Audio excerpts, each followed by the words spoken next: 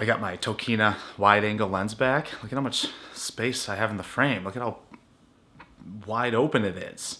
Believe it or not, the lens is like a foot away from my face.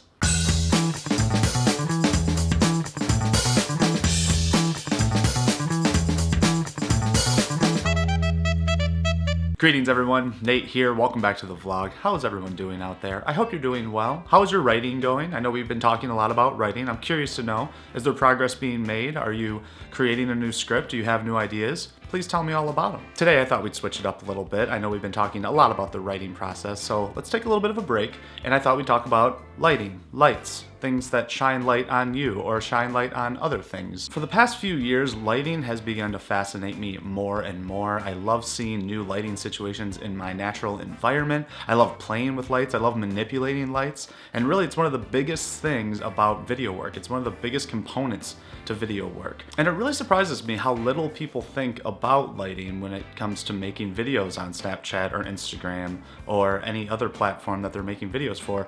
Now I know these are just small little videos. You're doing quick snippets and you're sending them to your friends or whatever, but why not think about lighting a little bit more when making these, just so your content is that much better? Videos these days are just so incredibly common. They're all over the place. They're on Instagram, they're on Facebook, they're on Snapchat, they're on YouTube.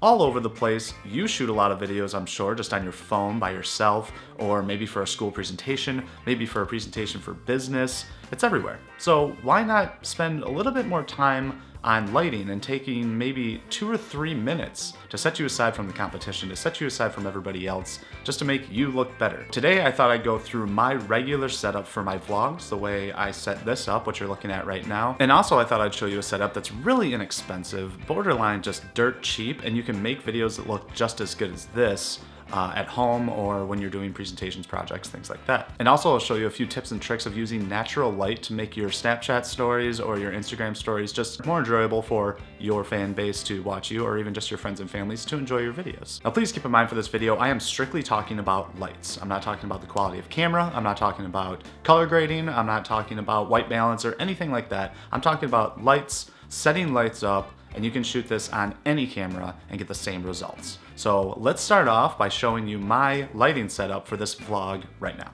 To light myself for my vlogs, I use the 2 LED panel lights from Newer. If you want to check out the review that I shot for these lights that I'm using right now, you can check out the link right here. When setting up my lights, I put my key light here at an angle, while the other light is behind me to provide some backlight and separation from the background. Here is a crude top-down drawing I made of this setup.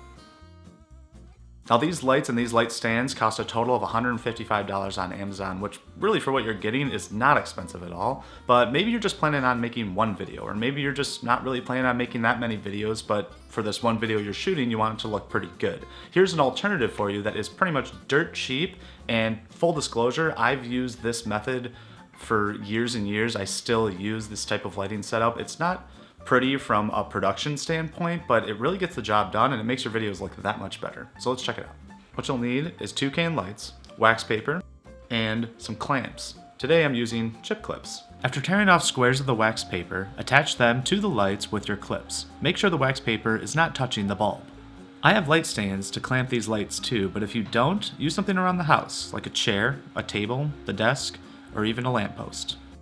Alright, so now I'm using the can light setup, and it really looks pretty good actually for how much you're spending on this, which is under $25. A real quick safety warning though, if you are using bulbs that heat up pretty fast, you definitely want to either change them out to LED bulbs, or you just want to turn the lights off often, let them cool down a little bit. With them getting close to the wax paper, it can become a fire hazard perhaps, so always safety first. Keep an eye on all your bulbs, always turn them off if you're not shooting. Let's take a look at a side-by-side comparison of the panel lights and the can light setup.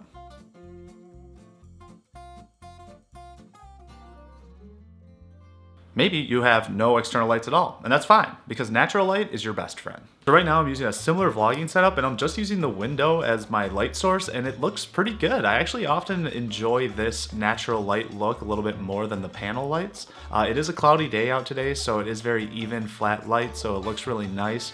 But if it's a sunny day or if it's partly cloudy and clouds are passing over, sometimes it can mess with your exposure. So if it is very sunny and you're next to a window, I would recommend either pulling the curtain over to diffuse the light a little bit, or just getting a little bit of a diffusion panel and putting that in front of the window as well, and that way it can really soften the light from that harsh sunlight coming through.